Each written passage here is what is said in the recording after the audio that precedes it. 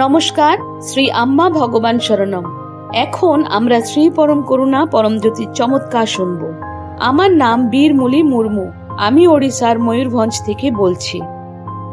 5 বছর আগে আমার ঘাড়ে একটা ফোলা ভাব দেখা দেয়। ক্রমশ এটি বৃদ্ধি পায় ও আমার নিয়মিতভাবে জ্বর আসতে থাকে।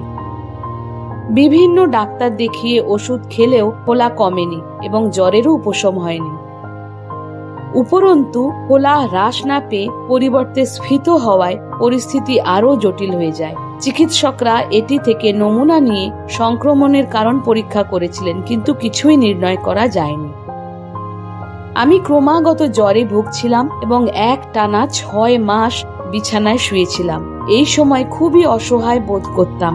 প্রকৃত অসুখ নির্ণয় করা না গেলেও চিকিৎসকেরা অপারেশন করিয়ে নেওয়ার পরামর্শ দেন, অন্যথায় এ থেকে গুরুতর বিপদের আশঙ্কা দেখা দিতে পারে।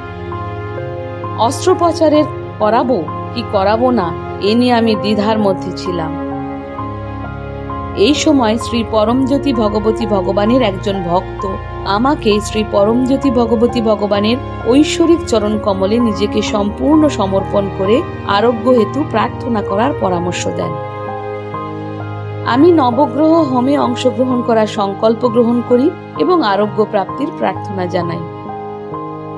এরপর থেকেই আমার জ্বর কমতে শুরু করে এবং আমি বিছানা থেকে উঠতে সক্ষম হই।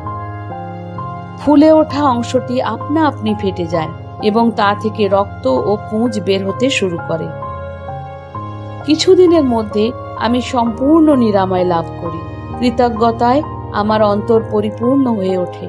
আরোগ্য প্রদাতা শ্রী পরমজ্যোতি ভগবতী ভগবানকে ধন্যবাদ নিবেদন করতে নবগ্রহ হোমে অংশগ্রহণ করি।